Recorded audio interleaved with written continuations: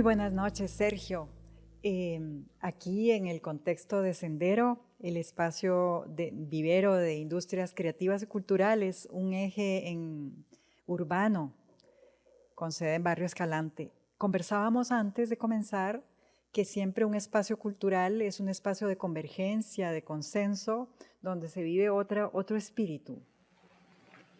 Así es, Aurelia, muchas gracias. Sí, aquí sentimos paz, sentimos la posibilidad de coincidir. Si no tenemos lo mismo, pues podemos conversar y aquí hay un ambiente más de respeto en el sentido de poder cada uno expresar su vivencia interna, tener libertad para decir lo que uno cree.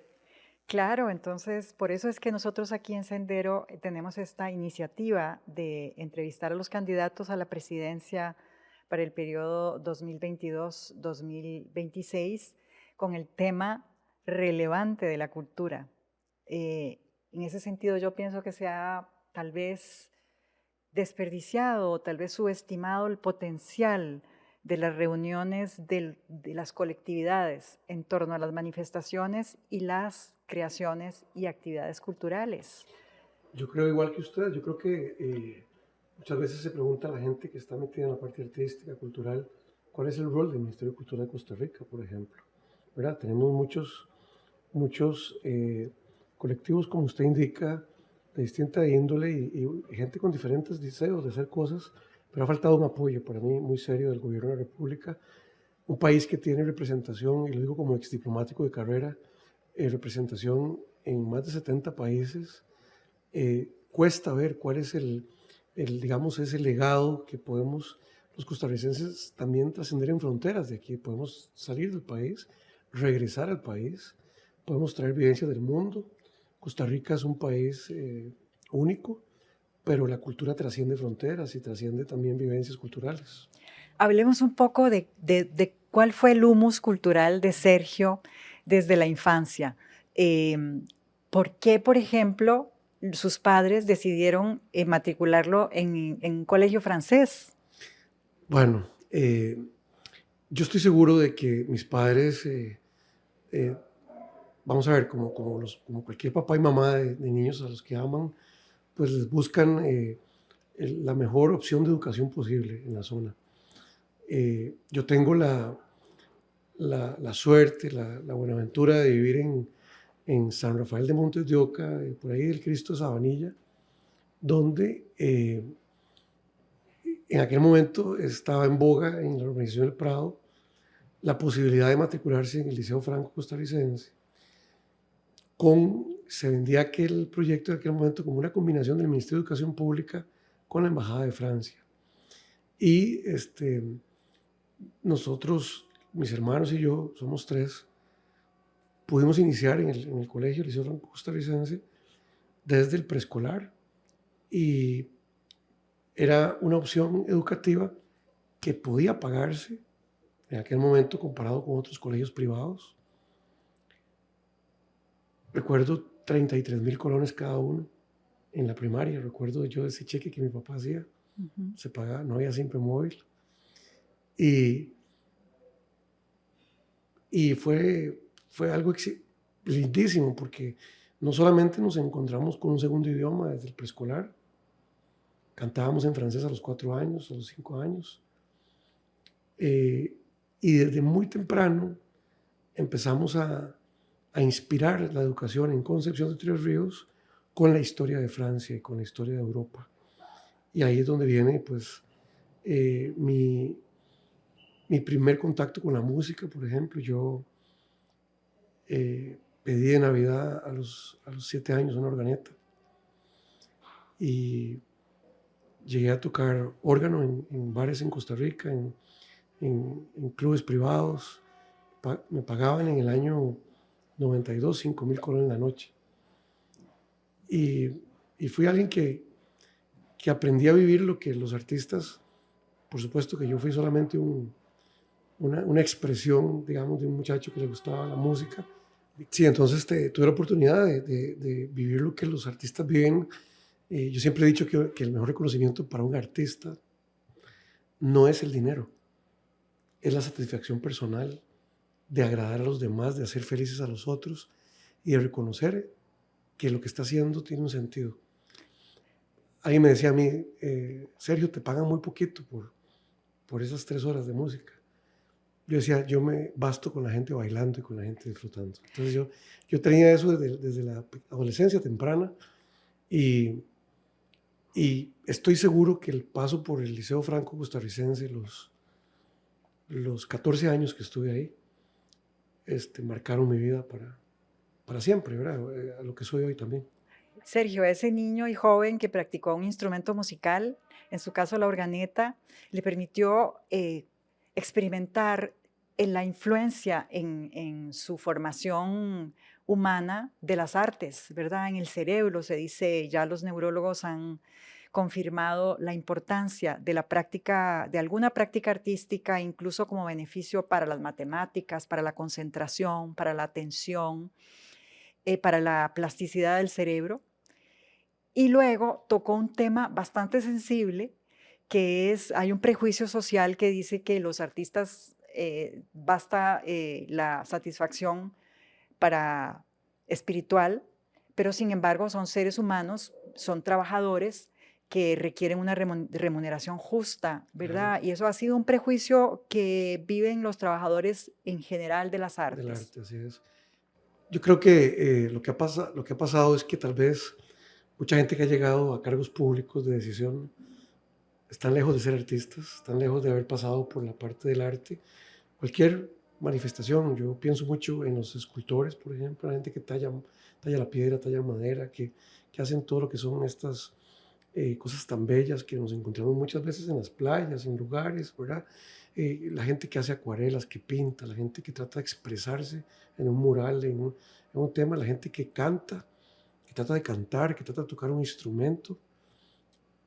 Hoy yo siento que vivimos en un país donde nada de eso te garantiza una sostenibilidad económica, y es lo que usted apunta. En Costa Rica tenemos, digo yo, más parqueos que anfiteatros. Por ejemplo, yo me he puesto a pensar, en este lugar tan bello donde estamos en Sendero, esto es único quizás en la zona, y con el concepto me refiero, y tal vez no se replica tantas veces en el país. Y yo siempre he dicho que si hubiésemos tenido un país que hubiera apostado más a lugares donde la cultura se pudiera expresar de una manera adecuada, idónea, donde el artista tenga garantías, donde, por ejemplo, pudieran haber proyectos como los de licenciamiento microempresarial cultural, donde, por ejemplo, algún lugar, y ese es un proyecto que llevamos nosotros en el plan de gobierno, es reconocer en ciertos restaurantes o lugares, restaurantes o tiendas, ese concepto, además del mercantil puro, ese concepto de ese mensaje cultural, de proyección de un sentimiento, de una idea, y que al final de cuentas eh, empecemos a tener un país donde el ser artista tenga un acompañamiento de sostenibilidad en el tiempo. Mucha de la gente que yo conozco hoy empezó en el arte y la abandonó. Yo en lo personal tengo el órgano todavía en casa de mi madre, cuando voy donde ella toco órgano ahí, pero alguien me dijo en el año 90, si usted quiere progresar, estudie una carrera universitaria. Nadie me dijo, especialícese en el órgano y en la música. Y bueno, así es como yo creo que muchos de los que hoy tenemos, la edad que yo tengo, la generación mía, muchos tocaron guitarra o tocan todavía, tocaron algún instrumento o hicieron algún tema de arte, pero lo hicieron como a la par de otra profesión, porque tuvieron que ir por el recurso económico para poder fundar sus familias. Y yo creo que tenemos que ir buscando otro tipo de lectura, digamos, de lo que significa la cultura de hoy, del siglo XXI, y aprovechar todos los ciclos que pueden haber de productividad, de sostenibilidad económica, de proyección país o de un lugar. Aquí hemos sido incluso ciertamente incompetentes en desarrollar algo tan básico como el turismo rural comunitario, por ejemplo. Yo pienso que con un turismo rural comunitario, que eso no significa ruralidad, Escalante, por ejemplo, Escalante tiene una marca ya. Aquí se ha hecho cultura aquí, ¿verdad? pero ¿por qué nos cuesta tanto tener otras réplicas como estas en otras provincias, por ejemplo? Sí, bueno, y entonces aquí estamos ya abordando el tema de la regionalización, de la descentralización, de la democratización del A acceso la de cultura. la cultura en todos los pueblos y regiones del país. eh, Porque son varias vertientes interesantes. Una es el papel de la práctica artística en la educación, ¿verdad? Y otro es como actividad económica. Así es. No sé si está familiarizado con el concepto de la economía naranja, Sí. ajá, que en este momento Colombia está siendo muy exitosa en su propuesta, Ujú. que ya está incluida incluso como parte del gobierno. Entonces, podemos abordar ese tema, si quiere, desde la pregunta, ¿cuál es realmente el concepto de Sergio Mena de cultura y desarrollo? Bueno, yo creo que el país tiene los recursos ya desde hace tiempos y la generación para tomar las decisiones de que nosotros podamos entender que estamos en un ecosistema y donde todo está interconectado Ujú. y donde no podemos seguir tratando los desechos sólidos, por ejemplo, como los tratamos hoy. A mí me da vergüenza decir que cada uno produce 1 kilo de basura al día y la mitad de la basura la tiramos a los ríos todavía, cuando podemos disponer de desechos sólidos de una forma, por ejemplo, eh, el compostaje, que es algo nada más tan básico, pero la parte productiva de poder reutilizar cosas que podríamos, en vez de desechar, utilizar en un valor agregado, por ejemplo, cultural o en otra expresión. Todo lo que tiene que ver con la posibilidad de que el comercio esté ligado también a la parte tecnológica. ¿Cuántas cosas permite hoy la innovación? Pero ¿en cuántos lugares falta hoy una banda ancha, falta hoy una conectividad? Nosotros podemos, a partir de una tesis en la que podemos pensar que muchos jóvenes que hoy están desaprobando la educación formal, que están desaprobando el colegio, porque nadie se ha preguntado por qué hay deserción estudiantil. Todos acusan a los adolescentes que se van del colegio. ¿No será que no hay una respuesta a su intención cultural, a su deseo de trascender como personas en cada uno en su campo? Entonces yo creo que un país puede unir la economía, el Ministerio de Economía, con la parte ambiental, con la parte del desarrollo, digamos, desde el punto de vista cultural. Yo creo que sin cultura no hay desarrollo. Y pienso que la expresión más básica se puede hacer en lugares. Yo le voy a dar un ejemplo, la zona de los Santos, por ejemplo, en Costa Rica, Tarrazú, León Cortés y Dota, es como otro país dentro de un país. Y ahí tienen una expresión de ordenamiento territorial, de una economía de escala cafetalera, donde además han promovido la música mucho y la parte cultural, no importa si lo asocian en alguna etapa del crecimiento, la parte, digamos, espiritual, pero sin lugar a dudas, todo lo que tiene que ver con innovación, con la parte comercial, el desarrollo y que ese ecosistema sea sostenible en el tiempo y genere menos desperdicios, menos contaminación y más distribución, más equidad, es posible. Sí, pero digamos, entonces se está concibiendo la cultura como un eje transversal de la sociedad, Es total. ¿verdad? Como aglutinador, como articulador, como la posibilidad de que esos ámbitos de la innovación creativa, tecnológica, incidan en una estructura económica que permita la movilidad social. Absolutamente.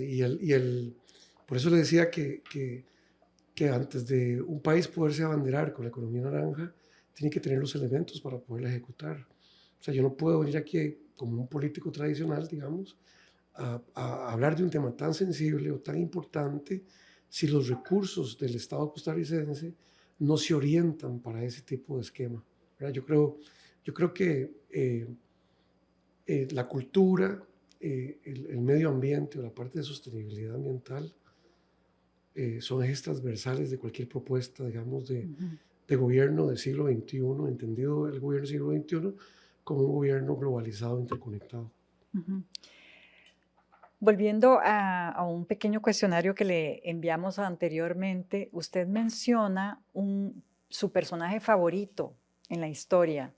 Nos llamó la atención que si bien fue un gran líder también político, fue sobre todo un líder espiritual, que es Gandhi.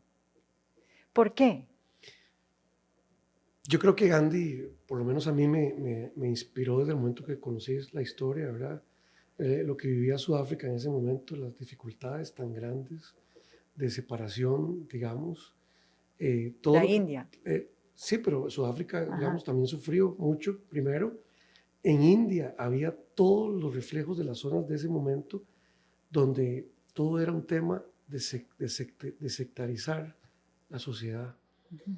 Y cómo él, a partir no de tanques, de rifles, pudo, a partir de su fuerza espiritual y de dar un mensaje de esperanza, padecer, sufrir, levantarse y representar un símbolo, digamos, de, del fin de algo tan duro, digamos, que se pudo haber vivido en un momento en un lugar del mundo.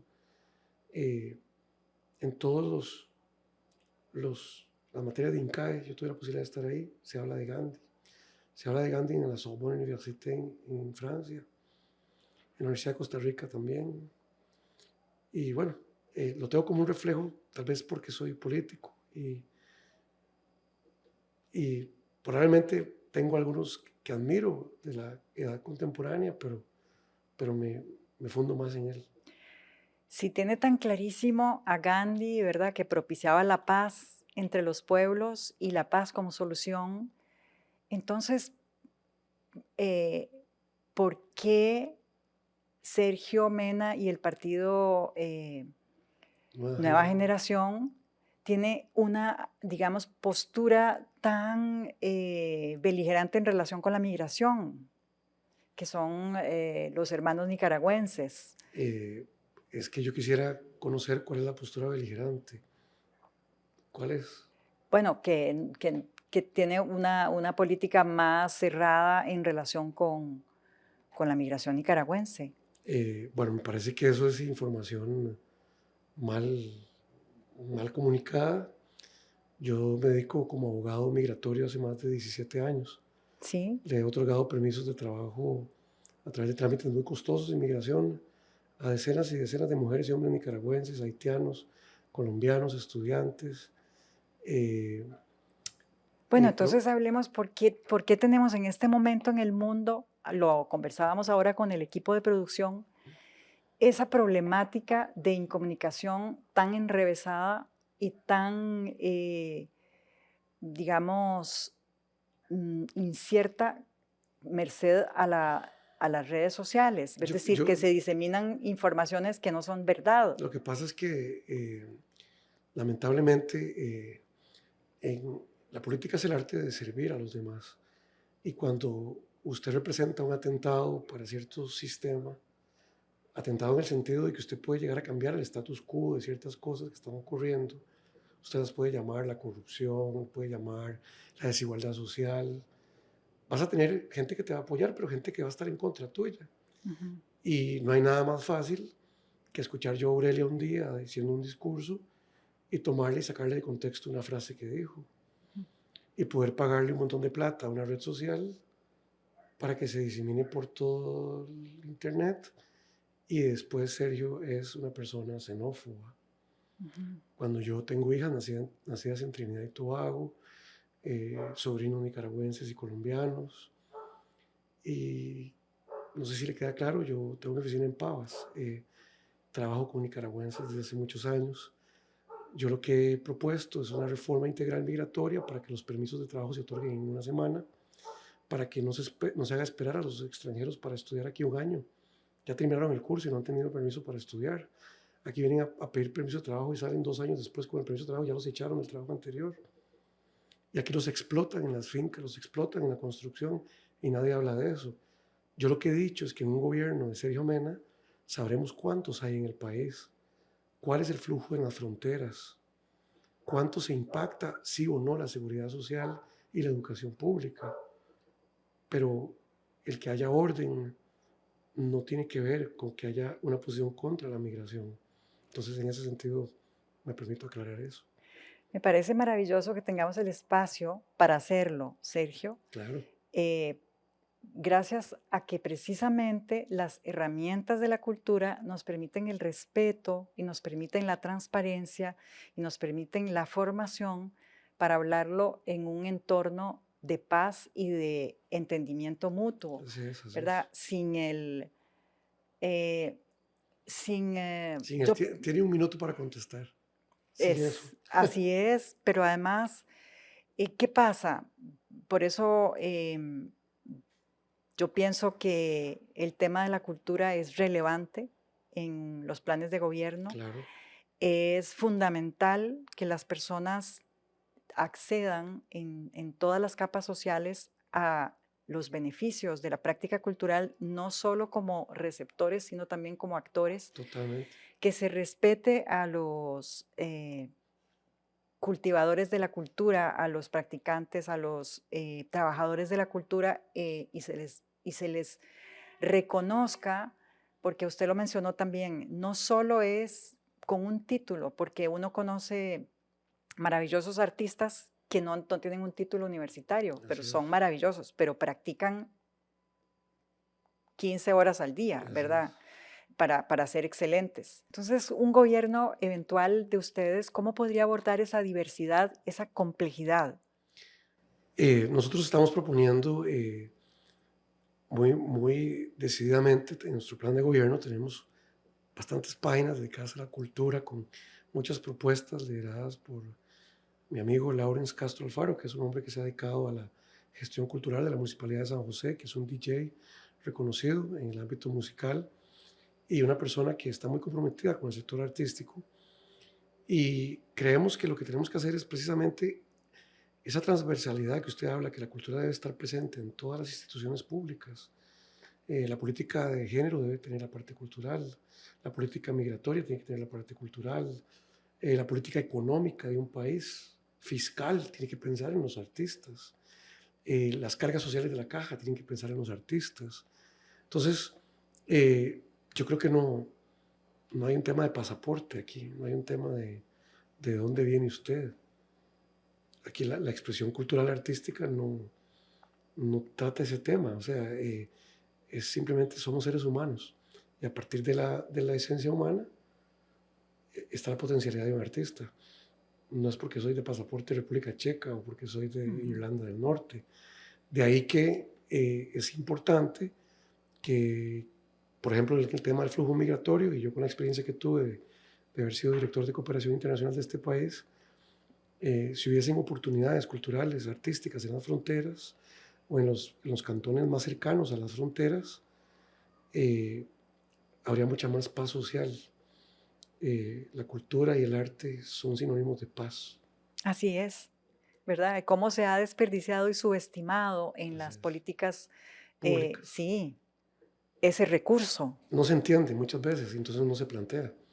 Por eso es que en un gobierno tiene que haber digamos, una participación de personas que, que más de un tema de show, digamos, o de un tema de que era una persona muy conocida, ¿verdad?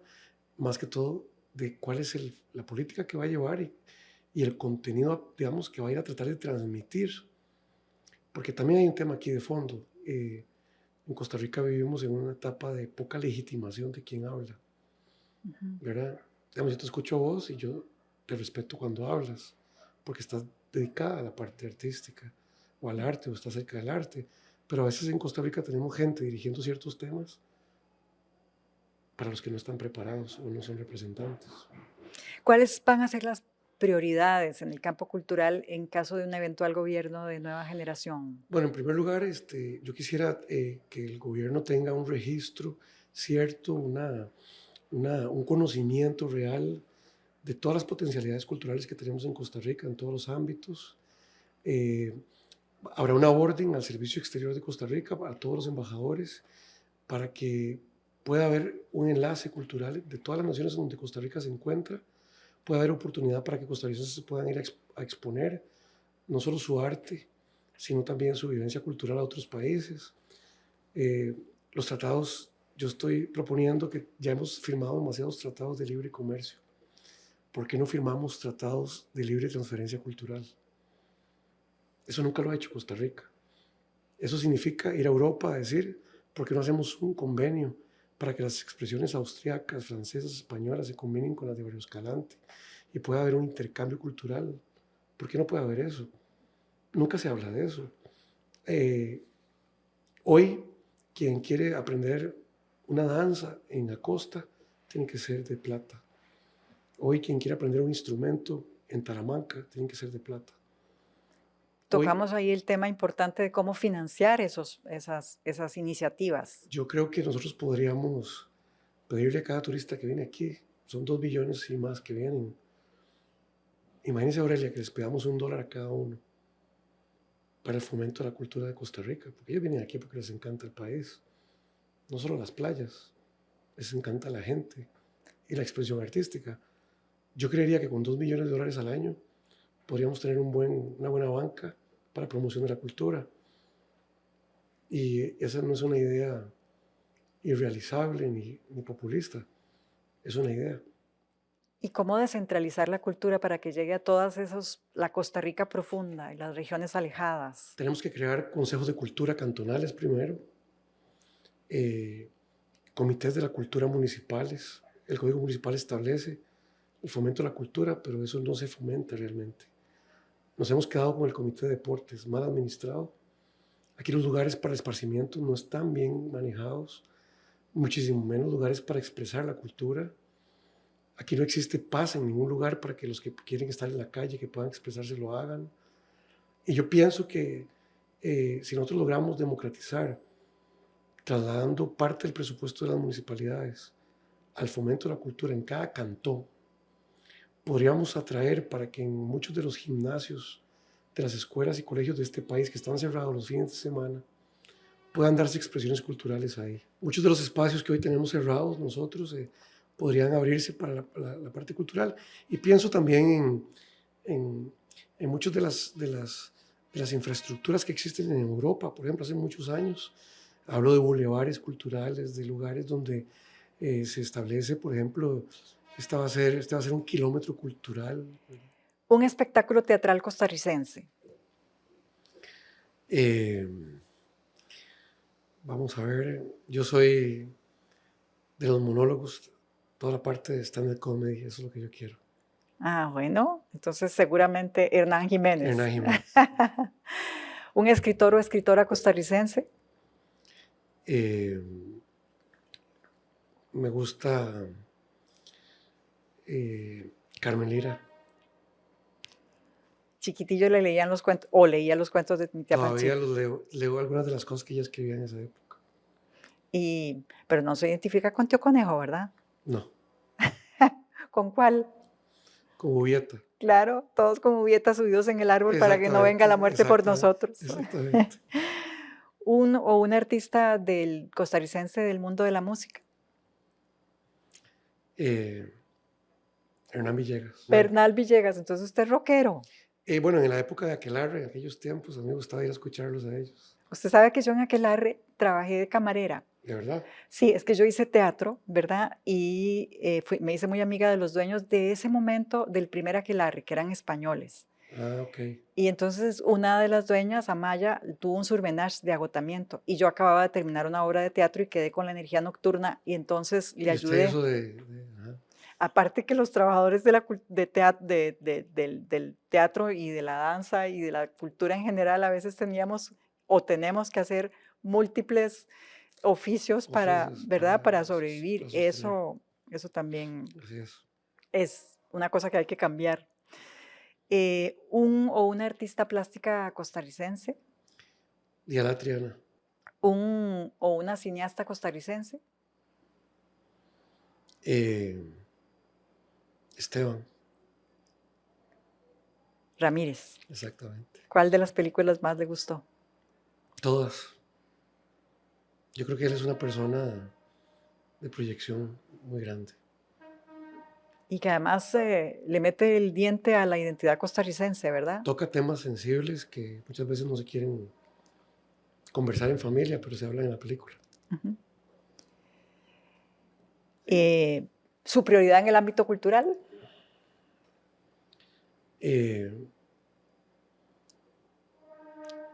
Garantizarle a los artistas y a la gente que se expresa y trabaja en la cultura sostenibilidad socioeconómica. Agradecer a Sergio Mena del partido Nueva Generación, que ha sido nuestro primer invitado a esta experiencia nueva del podcast con candidatos acerca del tema de la cultura. Invitar a todos los costarricenses y a todas las costarricenses a emitir su voto este 6 de febrero. Es una fiesta, es una celebración de la democracia, es un derecho que los costarricenses hemos defendido, nos hemos ganado también a lo largo de nuestra maravillosa historia, donde hemos tenido hitos ejemplares a nivel mundial. ¿Algo que agregar, Sergio? No, decirles que la democracia se cuida participando, se construye hablando. Motivemos a la gente a que vaya a votar, a respetar los lineamientos sanitarios, entender que el 6 de febrero tenemos una gran oportunidad que en otras naciones es difícil y aprovechemos esa oportunidad. Muchas gracias.